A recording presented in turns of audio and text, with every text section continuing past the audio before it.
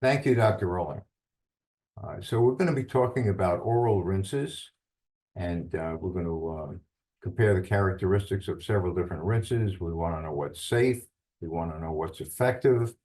And as Dr. Rowling had pointed out, I am affiliated with Iotech International, and we do make products for the dental profession. But why are we even talking about rinsing at all? Why is rinsing even important? Well, certainly during COVID, we felt that rinsing was important because we wanted to make sure that we had a very, very effective antiviral rinse. But otherwise, well, isn't it enough that we brush and floss? I mean, that's what we've been taught in dental schools. That's what we've been taught in dental hygiene school. So why don't we just leave it at brushing and flossing? So there were some very, very compelling studies that were done that really are eye-opening. So let's take a look at a couple of them, and let's see how they impact on our feelings about flossing versus rinsing.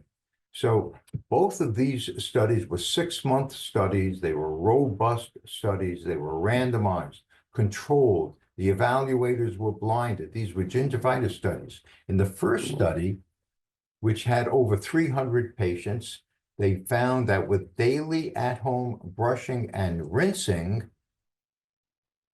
they got 18 times better plaque reduction compared to daily at-home brushing and flossing. Surprising? 18 times better plaque reduction with daily brushing and rinsing than with daily at-home brushing and flossing. In the second study, which had 160 patients, they compared brushing and flossing at home to brushing and rinsing, this time with either one of two rinses. But it didn't make any difference which rinse it was. In this case, they used an essential oil rinse or a chlorhexidine gluconate rinse. Using an antiseptic rinse in every measurement that they considered, the plaque index, the gingival index, and the bleeding index. In all these measures of inflammation, brushing and rinsing was more effective with either rinse compared to brushing and flossing. Okay, so let's look at some of the performance characteristics of chlorhexidine gluconate.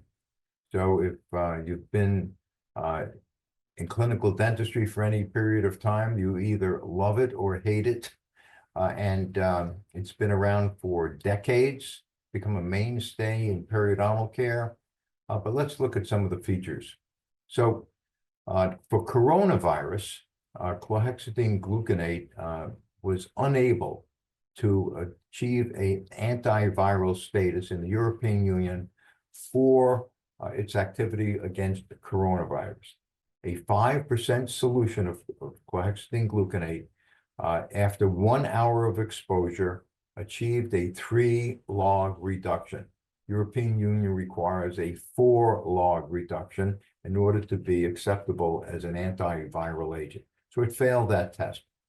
Also, that 5% solution that was being used is 42 times stronger than the 0.12% chlorhexidine gluconate solution we use here in the States.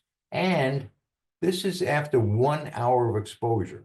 Your patients are not going to be rinsing for an hour, and they're not using a 5% solution. So not good news for chlorhexidine for its activity for coronavirus. For rhinovirus, our 0.12% chlorhexidine gluconate oral rinse had no biocidal activity whatsoever against rhinovirus, a common upper respiratory virus which is implicated in most cases of viral pharyngitis. It's the most common pathogen in viral pharyngitis. At 30 seconds of exposure, no biocidal activity at all. So I think we can safely say that chlorhexidine gluconate is a poor antiviral agent. Let's look at Fusobacterium nucleatum. Now, chlorhexidine gluconate has developed a reputation as being an excellent antiseptic against periodontal pathogens. Well, it's earned its reputation for Fusobacterium nucleatum because after 15 seconds, a 4.29 log reduction was achieved, and that's with a 0.12% solution. So it performed very, very well for Fusobacterium nucleatum, a principal periodontal pathogen. That was not the case for strep mutans. So we can't just say that across the board that chlorhexidine gluconate has excellent antibacterial activities, because for strep mutans, after 15 seconds of exposure, it only achieved a 0.19 log reduction. That's the equivalent of starting out with 1 million living strep mutans. After exposing it to chlorhexidine gluconate for 15 seconds, there would be 810,000 viable bacteria remaining. 810,000 remaining. So very, very poor showing for its anti-karyogenic activity. Okay, now some other disadvantages of chlorhexidine gluconate. The FDA has issued a safety warning because of the rapidly increasing number of allergic reactions. In fact, in a hospital setting, 4 infants died from anaphylactic shock associated with the use of chlorhexidine gluconate. FDA has also issued multiple recalls for microbial contamination associated with chlorhexidine gluconate. What do we mean? We mean that there were bacteria living within these bottles of chlorhexidine gluconate, bacteria living in the antiseptic solution. Not too good. And in addition, chlorhexidine gluconate, if we want to use it for periodontal repair, it actually inhibits fibroblast proliferation and attachment. So it inhibits soft tissue repair. And we're certainly aware that it promotes rapid dental calculus buildup. It stains both teeth and tongue, and it either has a poor taste or it alters one's taste. And it's indicated for short-term use only, less than 2 weeks. It is contraindicated for long-term chronic use in excess of 2 weeks. And chlorhexidine gluconate also allows microbial resistance to develop. And that's becoming a bigger and bigger problem. Chlorhexidine also inhibits osteoblastic activity. It inhibits bony repair. So if we step back and say, well, if it inhibits soft tissue repair and it inhibits bony repair, then what are we doing using it for periodontal treatment? And also we can add to that chlorhexidine gluconate also inhibits the biocompatibility of titanium surfaces, of implant surfaces. So these implant surfaces then start to develop a localized tissue reaction, leading to peri-implant mucositis and eventually peri-implantitis. So it should not be used around titanium surfaces. And therefore, it's contraindicated for detoxifying implants. Okay, if that's not enough, let's also factor in the chlorhexidine gluconate. Must be accompanied by a safety data sheet. If every single bottle is sold in the United States, and every single one of those safety data sheets says may cause cancer, and it's classified as a category 1A carcinogen, meaning that this is based on human data, not some obscure laboratory data. And if that's not enough to give you second thoughts about using chlorhexidine gluconate, you should be aware that there are law firms in the United States that are gunning for anybody who has suffered injury with the use of chlorhexidine gluconate, and they're looking for victims in all 50 states. So something to be aware of. Okay, let's talk a little bit about hydrogen peroxide. Hydrogen peroxide was listed as a recommended pre-procedural rinse, an antiviral pre-procedural rinse by the American Dental Association in their interim COVID-19 guidance. And that was 1.5% hydrogen peroxide. At the same time that the Center for American Dental Association was issuing that guidance, the Center for Disease Control and Prevention had on their website that 1.5% hydrogen peroxide, which ADA was recommending, takes 18 to 20 minutes of exposure to rhinovirus to inactivate it. Well, no patient is going to be rinsing for 18 to 20 minutes, so that should give us some second thought. Also, in October of 2020, there was a landmark survey that was done, which surveyed numerous articles on the antiviral efficacy of hydrogen peroxide. This was authored by 2 different dental schools and the virology department of a medical school. It was published in the Journal of Hospital Infection in October of 2020. And after reviewing 976 different studies on hydrogen peroxide's antiviral activity, they concluded with, there is no scientific evidence supporting hydrogen peroxide mouthwash for the control of SARS-CoV-2 or any other viruses in saliva. And it should no longer be used during the pandemic. The following month, in November of 2020, the Royal College of Dental Surgeons of Ontario and also the public health authorities in Ontario issued an alert to all dental offices in the province of Ontario, Canada. Stop using hydrogen peroxide as an antiviral pre-rinse. It does not work. The month after that, in December of 2020, the Canadian Dental Hygienists Association issued a Canada-wide alert. Stop using hydrogen peroxide as an antiviral agent. It does not work. Okay, let's take a look at povidone iodine, PVPI, compared to chlorhexidine gluconate for their effectiveness against periodontal bacteria. In this case, in this particular study, there was a cocktail of 6 prominent periodontal bacteria: Porphyromonas, Tannerella, Actinobacillus, Prevotella, Fusobacterium, Streptococcus, all combined into one cocktail, and they were exposed to chlorhexidine gluconate for 60 seconds. At the end of 60 seconds, they found that more than 1,000 viable bacterial colonies remained. With povidone iodine, after 15 seconds, not 60, 15 seconds, all of the bacteria were completely destroyed, right? 1/4 the time, all bacteria completely destroyed with povidone iodine. Povidone iodine is more effective as against periodontal bacteria than is chlorhexidine gluconate.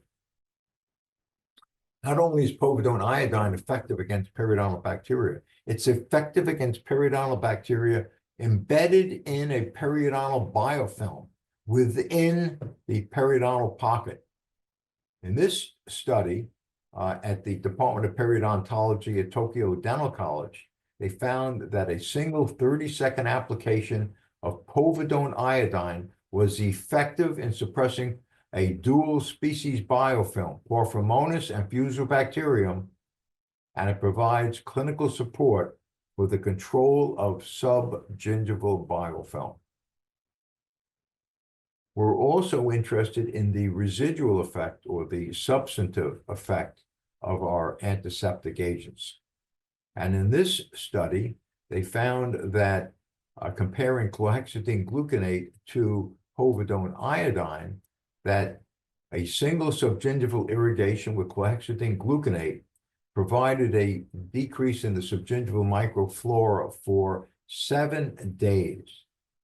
But with povidone iodine, the effect lasted 31 days, more than 4 times longer.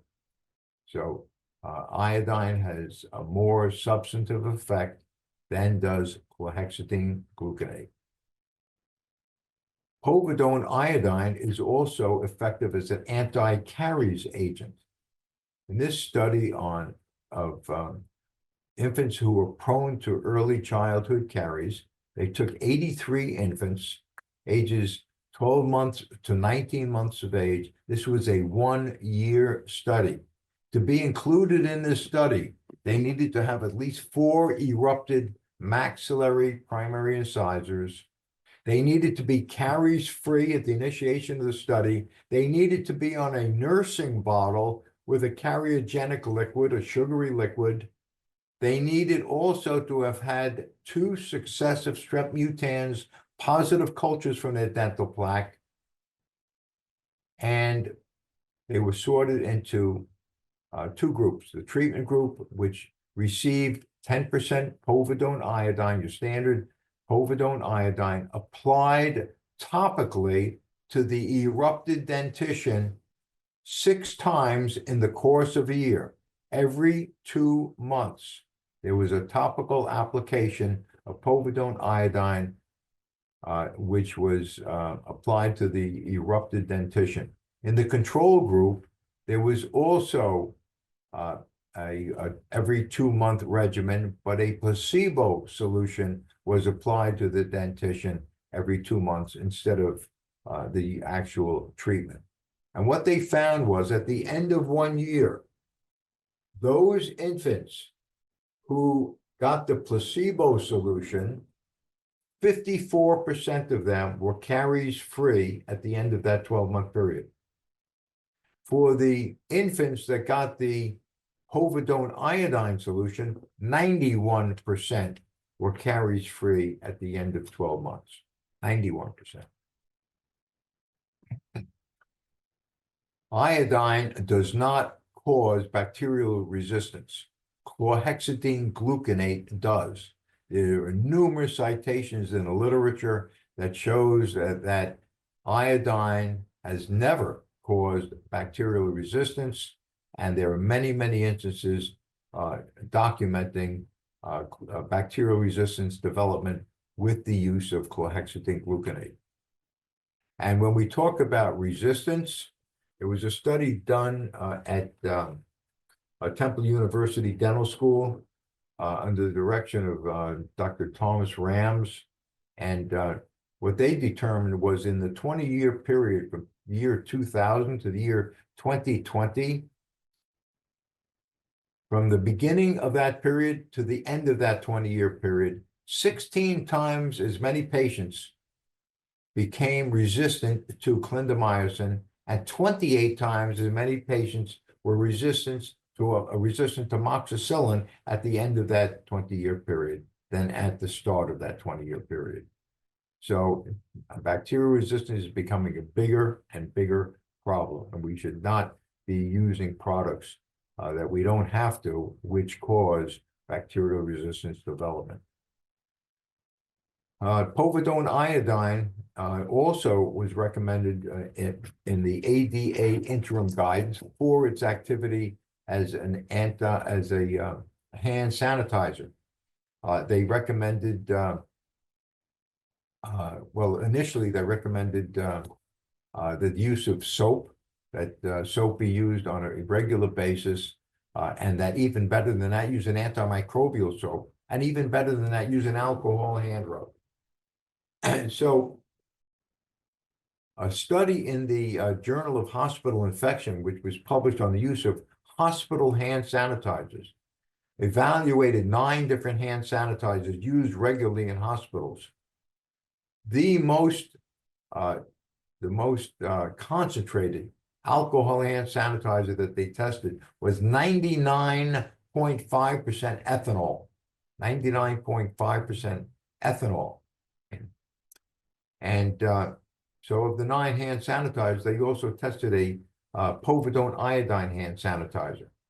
And they found that the povidone iodine hand sanitizer was more effective than the strongest ethanol hand sanitizer. And in fact, it was 67 times more effective than 99.5% ethanol as an antiviral agent. In this case, feline calicivirus, which is a surrogate for norovirus, which we know is the cruise ship virus, which is also responsible for most of the cases of foodborne illnesses. In the U.S. each year, there are 48 million cases of foodborne illness, of which 22.5 million come from norovirus. And that's what they were testing for here. And the ethanol hand sanitizer was nowhere near as effective as the povidone iodine hand sanitizer. And that stands to reason, since hospitals around the world, surgeons scrub with povidone iodine because it is such an effective hand sanitizer. Professor Jorgen Slotz, who is one of the preeminent periodontists of our time, has provided a lot of information as to which are appropriate pharmacological agents to be used in periodontal care. And Professor Slotz was the chairman of the Department of Periodontology at USC Dental School. He was an advisor to the Food and Drug Administration, an advisor to the World Health Organization. And his take-home message is, povidone iodine is a first-choice antiseptic in the management of periodontal diseases because of its excellent antibacterial and antiviral properties, and also because it's been safely used in periodontal therapy for decades, and that it's also well accepted by most dental professionals and patients. And he has provided dozens and dozens of different studies to support his conclusions. And I've just highlighted a few of them. In this one that I've highlighted, it compares the use of either periodontal flap surgery or the use of ultrasonic scaling with povidone iodine as the ultrasonic coolant or spray. And this was to measure periodontal pocket depth reduction. So which one gave the better outcomes? Do you get better periodontal pocket depth reduction with ultrasonic scaling using povidone iodine as a coolant, or with flap surgery? And you know what? For pockets up to 7 millimeters, it didn't make any difference. Ultrasonic scaling with povidone iodine was just as effective as flap surgery itself, okay, with povidone iodine as a coolant. In this study, which I've highlighted, which also relates to early childhood caries, but instead of 1 year duration, this study was a 6-month study. And again, these infants were in the same age range, 12 months to 19 months. And the treatment regimen was similar, once every 2 months. That is 3 applications over that 6-month period, either a placebo or povidone iodine. And what they found was, in the placebo group, at the end of the 6-month period, fully 1/3 of those infants had developed dental decay, and none of the treated group, the povidone iodine treated group, had developed dental caries. None. This is a highlighted study on bacteremias following traumatic procedures. In this particular case, it was either an intraligamentary injection or the extraction of a molar. But prior to that procedure, they irrigated subgingivally with either povidone iodine or with chlorhexidine gluconate or with sterile water. What they found was the lowest incidence of bacteremias occurred with the povidone iodine. And in fact, they could not discern any difference between the levels of bacteria in the bloodstream between using sterile water or using chlorhexidine gluconate. So chlorhexidine gluconate and sterile water performed much more poorly than the povidone iodine. The best results were with the povidone iodine. And when we talk about periodontal bacteremias, we're certainly interested in their systemic consequences. Obviously, we know about many of them: stroke, diabetes, rheumatoid arthritis, respiratory diseases, Alzheimer's disease, cancers, there's certain types of cancers, pregnancy complication, and even cardiovascular disease. And in fact, the link between cardiovascular disease and periodontal bacteremias is so strong that it is now considered that periodontal bacteremias are a direct standalone cause of cardiovascular disease. You don't need anything else going on in order to be able to develop cardiovascular disease. If you have periodontal bacteremias that are active, then you are a candidate. And there are 4 mechanisms of action that are cited for this phenomenon. Number 1, that with generalized aggressive periodontitis, on average, those patients have twice the level of circulating low-density lipoproteins. Secondly, with chronic periodontal infections, the vascular endothelium of the cardiac vessels becomes more permeable and it becomes more porous. Thirdly, with chronic periodontal infections, the lipoproteins of cells, the circulating lipoproteins, become stickier. They bind more readily to the arterial walls. And lastly, if you examine cardiac arterial plaque under a microscope, you will see that the same bad actors, the same periodontal pathogens that are in the mouth are in that same cardiac arterial plaque. Okay, so the povidone iodine has so many advantages. Let's talk about its disadvantages. Number 1, it stains. It has an off taste. And as good as it is compared to other antiseptics, it's still only moderately effective. And in fact, just like with chlorhexidine gluconate, FDA has also issued recalls for microbial contamination because of bacteria living within the povidone iodine itself. Also, if we're going to be following the ADA interim guidelines, for which they've also recommended povidone iodine, dilute povidone iodine be used as a antiviral pre-rinse, then you want to be very, very careful that you are diluting it each and every time that it's going to be used. It cannot be diluted early in the day and stored and expected to maintain its potency later on in the day. It begins to lose its potency within minutes after dilution. So it needs to be diluted each and every time. That's a 50-fold dilution, going from a 10% solution to a 0.2% solution if you're going to be using it as an antiviral pre-rinse. There was a study that was done and published in the very, very prestigious journal Nature in November of 2021.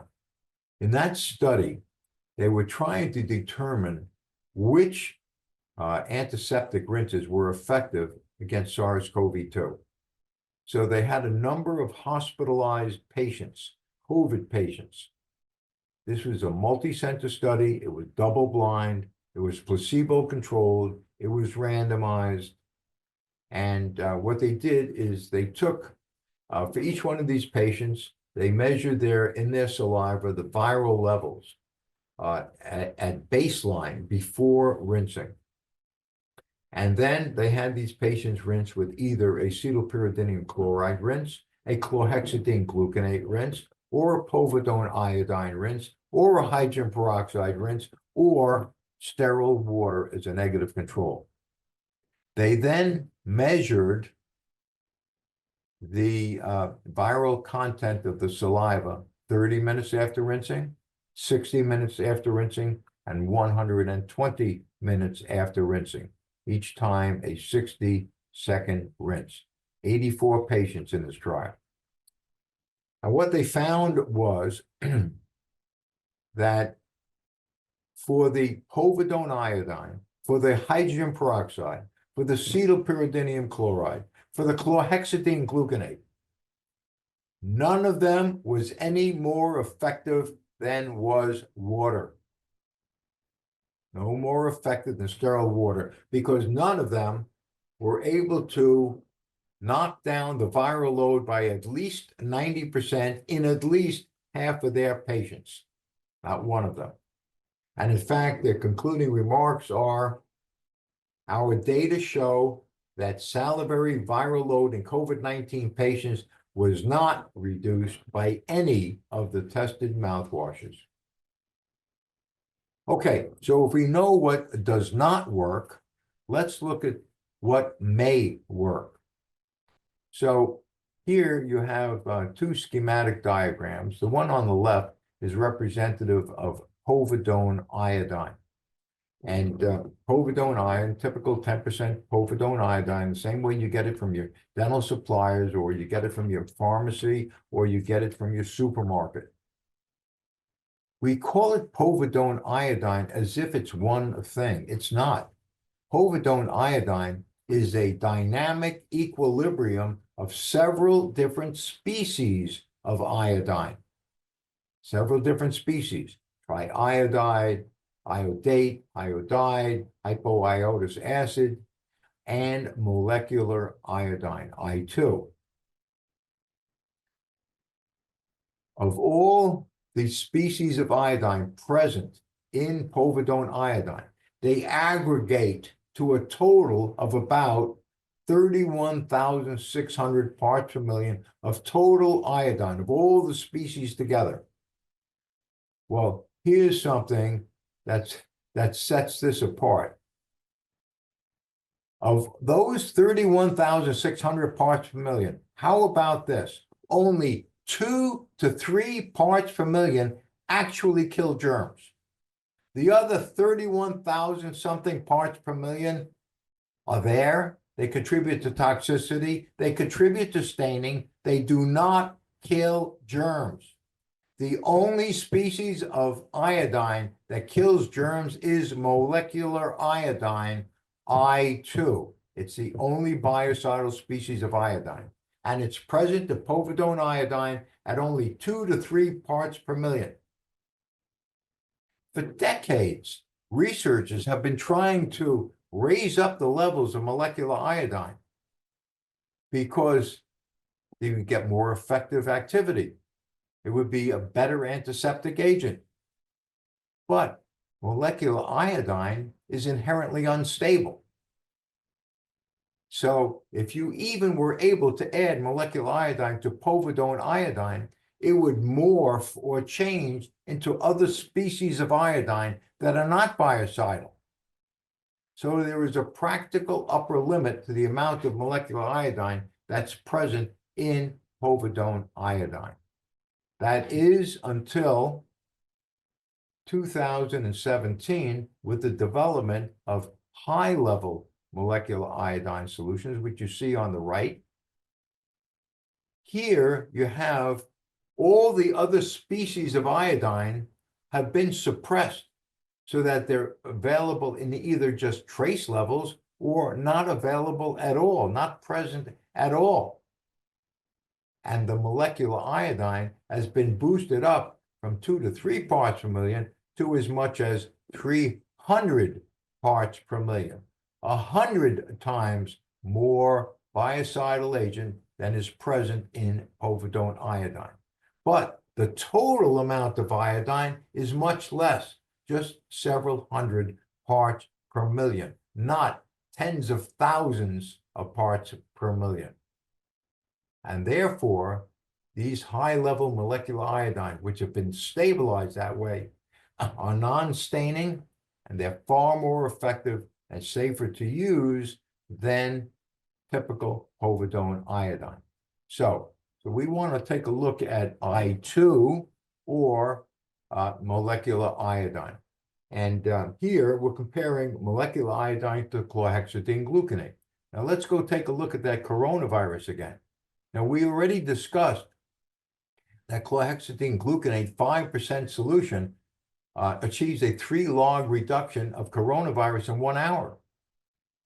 Molecular iodine, a 25 part per million solution, in 30 seconds completely wipes out coronavirus in 30 seconds compared to not wiping it out completely after 1 hour with chlorhexidine gluconate. And for rhinovirus, where chlorhexidine gluconate had no biocidal activity at all after 30 seconds, it's completely wiped out by molecular iodine in the same 30 seconds.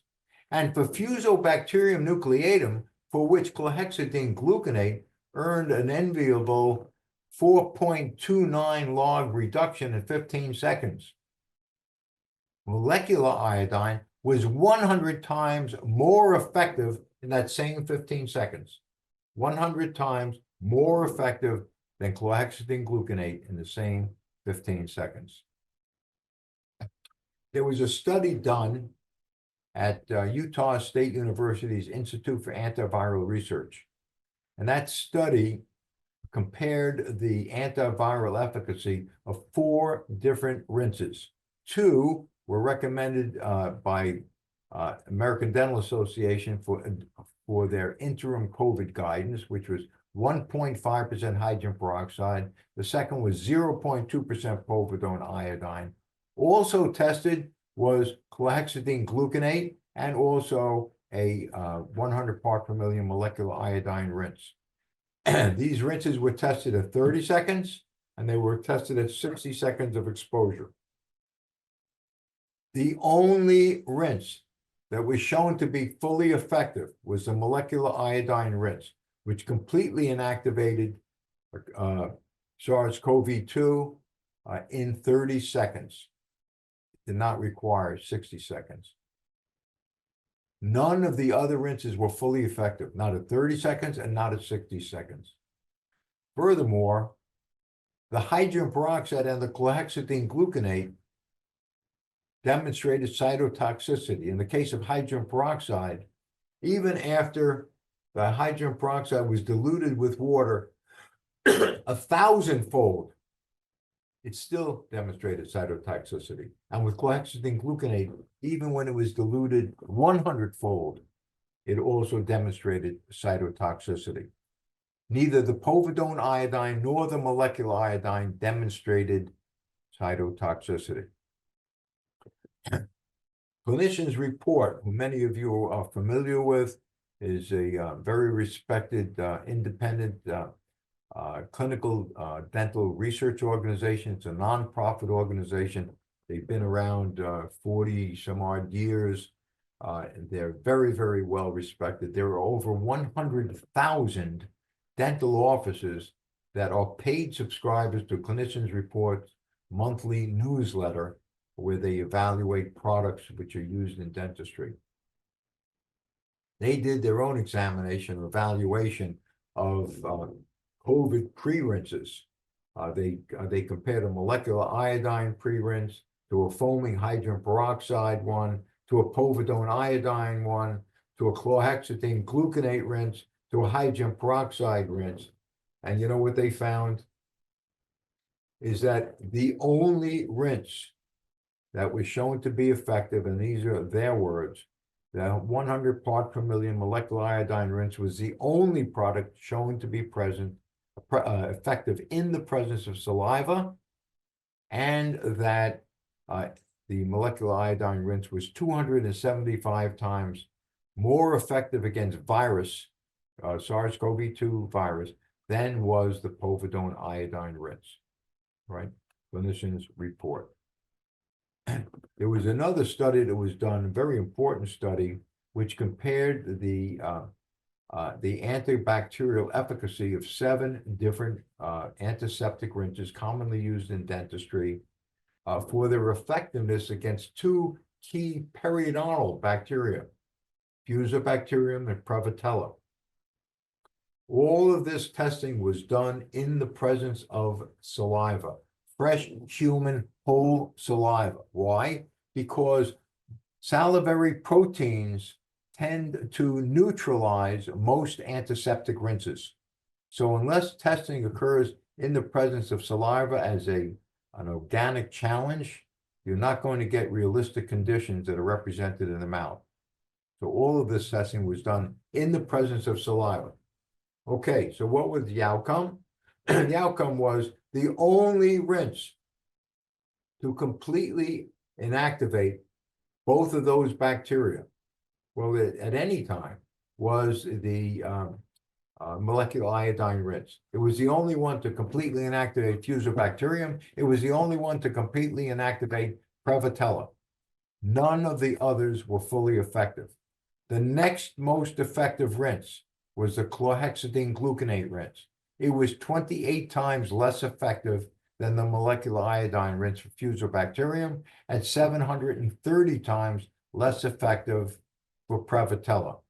And as you go down this table, you'll see that the results got worse and worse and worse, so that they were thousands of times less effective, tens of thousands of times less effective, even hundreds of thousands of times less effective than the molecular iodine rinse. That's with the chlorhexidine gluconate, the cetylpyridinium chloride, the chlorine dioxide, the povidone iodine, the hydrogen peroxide, and the stabilized chlorine dioxide.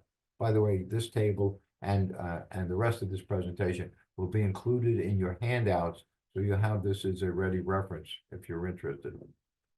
In addition, the molecular iodine rinse was also tested against Porphyromonas and Tannarella, also in the presence of saliva, and they were also completely inactivated in 30 seconds. Well, let's take those same rinses and look at their effectiveness for strep mutans. So we saw how they did for periodontal pathogens. How about for a principal carriogenic pathogen? In this case, testing was conducted, and here molecular iodine completely inactivated strep mutans in 15 seconds. For the next most effective rinse, it was chlorine dioxide for strep mutans, 5.35 log reduction, which was 14 times less effective than the molecular iodine rinse. And again, further down the table, the worse it gets, until finally they became more than 1 million times less effective than the molecular iodine rinse. And in fact, hydrogen peroxide had no biocidal activity at all against the strep mutans. Okay, well, since we're talking about SARS-CoV-2, let's, there was some testing that was done. It was through an NIH grant at University of North Carolina Medical School. And what they determined was that when a patient is at rest, and then they're in your chair and they're breathing normally, normal tidal breathing. So the patient is not out of breath, they're not sneezing, they're not coughing, yet they are exhaling particles from the nose, right? They're shedding virus from the nose into an aerosol. And that's just with normal tidal breathing. They also found in another study, and this one, a joint study by Johns Hopkins University Medical School and also Harvard Medical School, that vaccinated patients, boosted patients, even though they're asymptomatic, they still can become infected and transmit live virus from the upper airway. So even though they have no symptoms, they are or can be carriers. Okay. In fact, while we're talking about the nose, it's pointed out to us, particularly during COVID, that the nasal cavity is a major reservoir for SARS-CoV-2. It's an ideal reservoir for SARS-CoV-2. And in fact, in the journal Cell, they tell us that the nasal passages are the dominant initial site for SARS-CoV-2 infection. From the ear, nose, and throat journal, they say that the highest viral loads were within the nasopharynx. The New England Journal of Medicine says that higher viral loads were detected in the nose than in the throat. And the Journal of the American Medical Association tells us that SARS-CoV-2 is primarily transmitted through contaminated nasopharyngeal secretions. So even though we're practitioners of the mouth, we might want to pay a little more attention to the nose because it's the biggest breeding ground for SARS-CoV-2. And there was a study done at the University of California School of Medicine, and where they determined that for intranasal application, that povidone iodine was 3 times less effective than was molecular iodine for nasal infections of, in this case, MRSA. And MRSA, as it turns out, is important within the nose because they also determine that regularly 20% of the adult population, the nasal passages are colonized with MRSA, and on an intermittent basis, that could get up to as high as 60%. Okay, so we talked a little bit about the germicidal benefits of iodine, of molecular iodine, but I want to touch some on the non-germicidal benefits because this has a lot of bearing in dentistry. So in addition to its antimicrobial activity, molecular iodine also induces apoptosis or programmed cell death in neoplastic cells and cancer cells. It inhibits breast cancer, it inhibits prostate cancer, it inhibits stomach cancer, it inhibits polycystic ovaries and fibrocystic breast disease. And now these next 4 bullets are really important to what we're going to be talking about next. So it directly neutralizes free radicals. It induces production of antioxidant enzymes. It inactivates pro-inflammatory cytokines, and it modulates. It either upregulates or downregulates immune responses. And why is that important? It's important because there was a published study in the Journal of Periodontology that tells us that the pathogenesis of periodontal disease is mediated by the inflammatory response to bacteria in the dental biofilm. So it's not just the bacteria alone, it's the inflammatory response to bacteria, which is the pathogenesis of periodontal disease. And in fact, they go on to point out that specific microbes are associated with periodontitis, but these same microbes are present in individuals with no evidence of disease progression. And therefore, it is the net effect of the immune response and the inflammatory processes that cause periodontal disease progression, not the mere presence of bacteria. So even though the antimicrobial activity of an antiseptic agent is very, very important, these other properties that can modulate immune responses and inflammatory responses also go a long way into making them into the best antiseptics possible for periodontal disease. Furthermore, it's also been shown in the Journal of Antimicrobial Chemotherapy that molecular iodine actually inhibits the production of the extracellular matrix, of the polysaccharide matrix, for which plaque and dental biofilm is formed. And it does that by interfering with the enzymatic activity of both glucosyl transferase and fructosyl transferase, which are produced by strep mutans. So molecular iodine actually also inhibits plaque formation and also plaque adhesion by interfering with the development of the polysaccharide matrix of plaque itself. Let's talk a little bit about animal teeth. In this case, we're talking dogs, and there were a couple of studies done under the auspices of the VOHC, the Veterinary Oral Health Council, which regulates veterinary dentists. And what they found was in 2 double-blind studies, placebo-controlled studies, diet-controlled studies, and these are studies that were 1 month long. First, each one of the dogs had a professional prophylaxis, and then these dogs were in kennels, so their activities were controlled. And in the treatment group, they put a few drops of molecular iodine as a pet water additive into the pet's drinking water each day.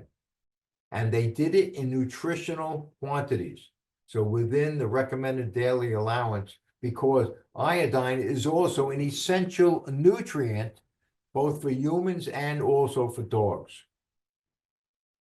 So a nutritional amount of molecular iodine was put into the pet's drinking water in the treatment group, and the other group, the control group, also had professional prophylaxis, but they had nothing added to their drinking water each day. The end result was, after a month, there was a 44% difference in plaque accumulation between the treated group versus the non-treated group. Okay, so why is that important? It's important because there was another study that was published in the Journal of Veterinary Dentistry, which showed that when veterinarians supervise the brushing of dogs' teeth every single day for a month, the maximum amount of plaque reduction they were able to achieve was 37%, which is significantly less than the plaque reduction achieved by putting molecular iodine into the pet's drinking water. So you get better plaque reduction by adding molecular iodine to the pet's drinking water than brushing the dog's teeth every day. That's if you could get the dog to sit still to brush its teeth every day. So it's also another demonstration of the plaque reduction attainable with molecular iodine. Again, talking about some of the immunomodulating effects, some of the inflammatory modulating effects of molecular iodine. Here you see on the left, on that lower cuspid is a failed graft.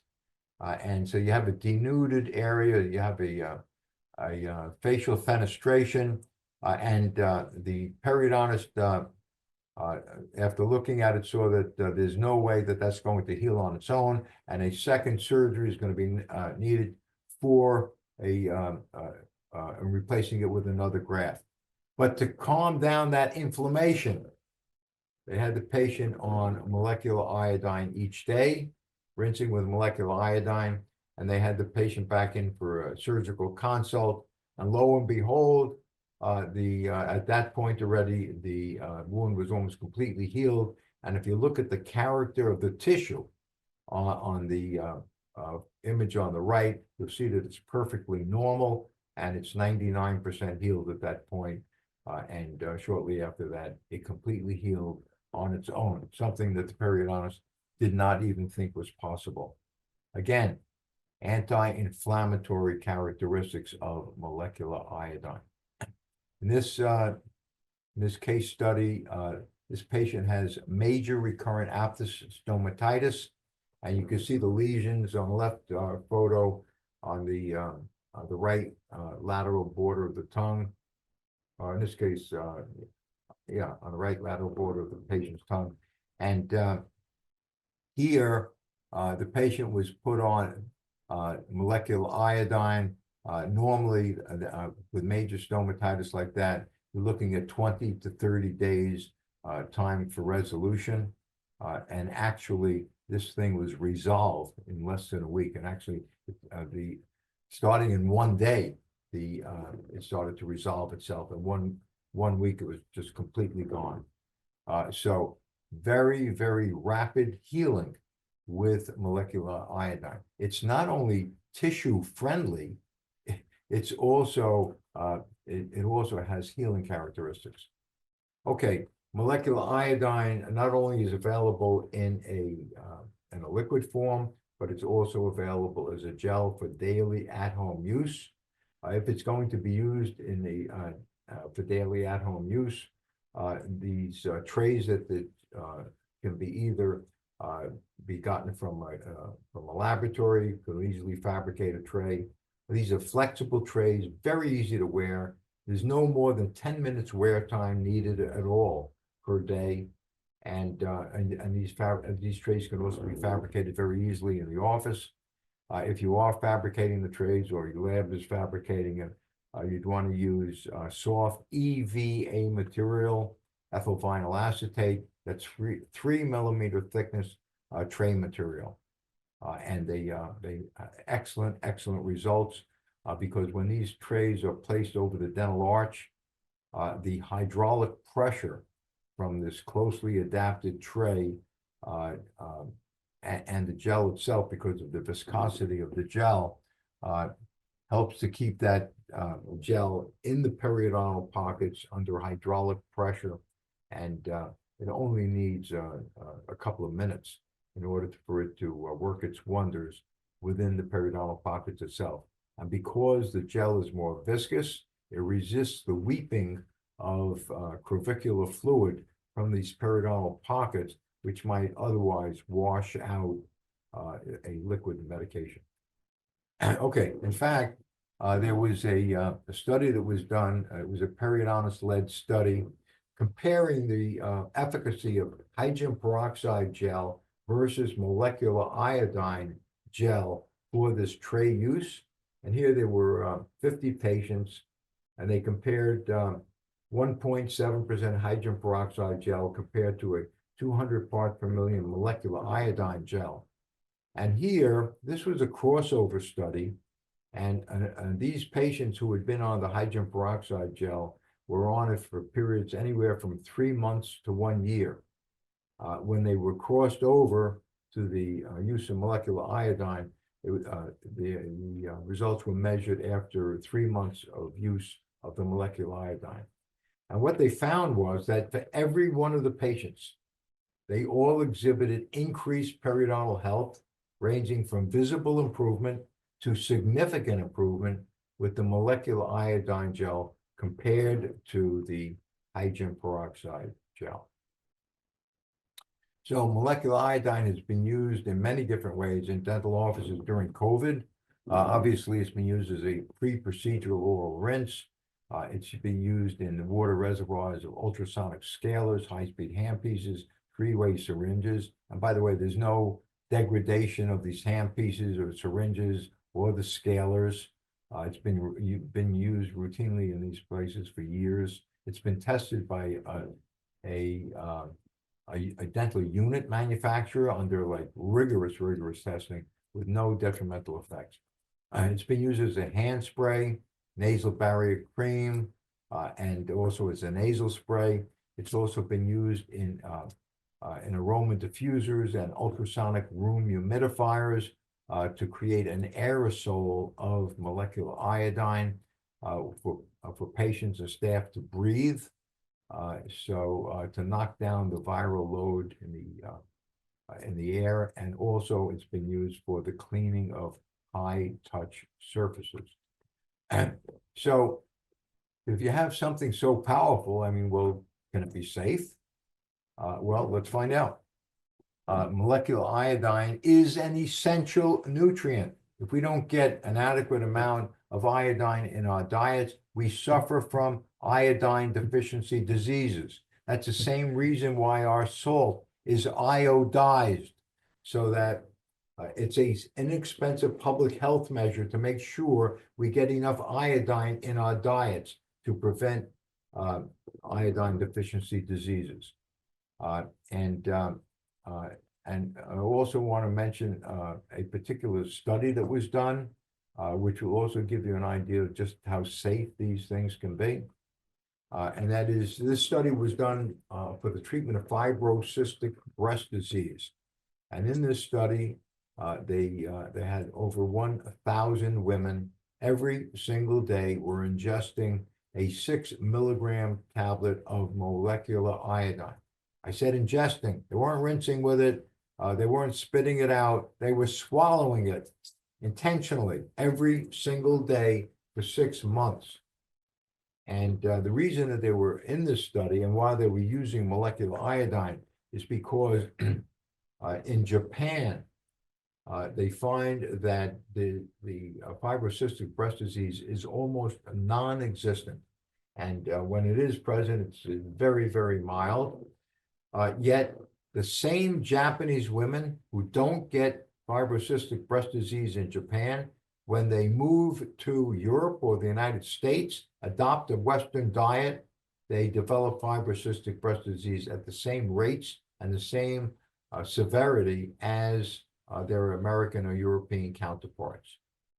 So it's been theorized that because Japanese diets are so rich in iodine, at least twice what it is in the United States, and because the Japanese are healthier than Americans are. I say that because Japanese live 5 years longer than we do. They have less heart disease than we do. And in some areas of Japan, they consume on a daily basis 50 times as much iodine as do Americans. And they do that for all of their lives. And still, they're healthier than we are. Okay. So what they theorize is that the iodine has something to do with that. And they've proven themselves correct, because in this study, which was done under the auspices of the Food and Drug Administration, a multi-center trial in the United States, there were no reported adverse events. And yes, the fibrocystic breast disease was put into remission, and it was a successful trial with over 1,000 women. So ingesting 6 milligrams of molecular iodine every single day for 6 months is the equivalent of drinking 6 ounces of molecular iodine oral rinse every day for 6 months. No reported adverse events. Okay, so so I don't think that your patients are going to be drinking 6 ounces of molecular iodine every single day for 6 months. They'll be spitting it out, not drinking it. So there's a very, very wide safety margin here.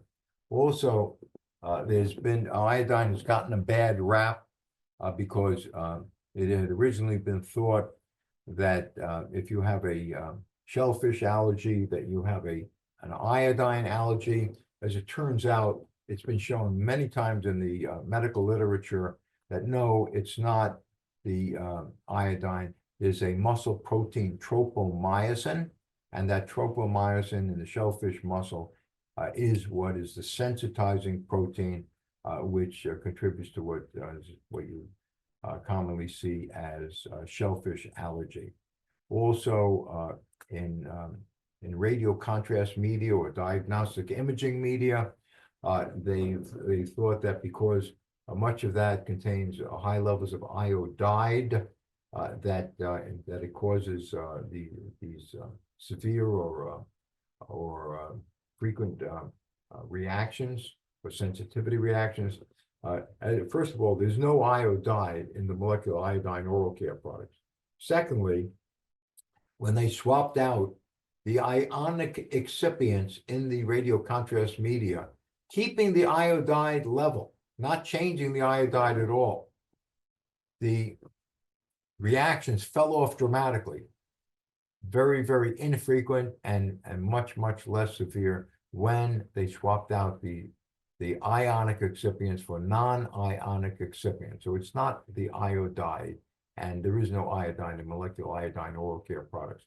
Thyroid toxicity is important because it's the rate-limiting effect of how much iodine you could take into your body, because the thyroid gland selectively uptakes iodide, which is required for the production of thyroid hormones. You can't produce thyroid hormones without iodine. Yet the thyroid gland only selectively uptakes iodide, not molecular iodine. So there's no problem if you're taking using molecular iodine oral care products because it doesn't contain iodide. So no issue. If somebody is very concerned about an iodine sensitivity, I could tell you, firstly, if you talk to any allergist, they'll tell you there is no such thing as a true iodine allergy because you can't be allergic to something your body requires. And secondly, even though you can be sensitive to varying levels of iodine, if someone thought that they might have an iodine allergy, I would just take a few drops of a molecular iodine oral rinse, place it on the patient's bare upturned forearm, and after a few minutes, if you don't see erythema, you don't see swelling, I wouldn't be concerned about it at all. The only time, the only indication I think for not using iodine is if the patient's physician specifically says they should not take any additional iodine at all. Okay, so let's talk about Waterpik's study. They did a study of depth of pocket analysis or pocket depth penetration, comparing when you rinse alone, that Waterpik has determined that rinsing agent can get to 21% of the depth of a 6 millimeter pocket. But when you're using their subgingival irrigation tip, in this case, the PIC pocket tip, that you can deliver an irrigant to 90% of the depth of a 6 millimeter pocket. So you're getting way down to the base of the pocket where the infection is starting. So, so that's a really good idea. And also, if you're going to be using an oral irrigating device, you're far, far better off. Instead of using water in the oral irrigating device, use an antiseptic rinse. In this case, molecular iodine, it has a concentrated irrigant, which is made for oral irrigators, 1 ounce into a canister of Waterpik. The directions are right on the label, and you've got a wonderful medicated solution. So the patient is getting multifold benefit compared to just water alone. There's been a lot of discussion recently about that we want to be really careful about not destroying any of the nitric oxide producing bacteria in the mouth, because nitric oxide is important in the regulation of the vasculature of blood vessels and therefore blood pressure, and which in turn can cause cardiovascular disease. So because of the interest in nitric oxide, I think it's important that we take a step back and look at some work that was done at Johns Hopkins Medical School and the University of Virginia Medical School, where they talk about nitric oxide production in the body. And essentially, the take-home message here is that almost all of the nitric oxide that's produced for vasoactivity, for regulating vasoactivity, is produced in the blood vessels themselves, in the lining of the blood vessels, in and around that endothelium of the blood vessels, not in the mouth, not in the mouth. In fact, they also point out, so they say that is the major area where nitric oxide is produced, which regulates vasoactivity. They also point out that nitric oxide is also produced in the nose, in the sinuses, in the skin, in the liver, by phagocytes, by nerves, by skeletal muscle, by epithelial cells, all throughout the alimentary canal. So there's a lot of nitric oxide being produced, and the amount of nitric oxide that's produced in the mouth, which relates to vasoactivity, essentially is nil. So I would not be concerned about that at all. And if you're interested in cardiovascular, not causing cardiovascular disease, by destroying nitric oxide producing bacteria, then I would refer you to this study, which was recently published in the British Dental Journal, which did relate to cardiovascular disease and oral health. And what they found was in this landmark study, now digest this a little bit, 100,000 patients, 100,000 patients in the study. They studied these patients for almost 19 years. They stratified these 100,000 patients into three groups. The first group who had excellent oral hygiene at home that were used, including the use of an antiseptic rinse. The second group who had moderate oral hygiene at home. The third group who had poor oral hygiene at home. And what they found was the difference between the group with poor oral hygiene versus the group with excellent oral hygiene, that 4 times as many patients died of cardiovascular disease with poor oral hygiene.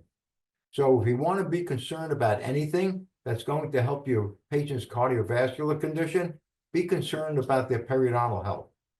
Anything you can do to help your patients improve their periodontal health is going a long way to also improving their cardiovascular health.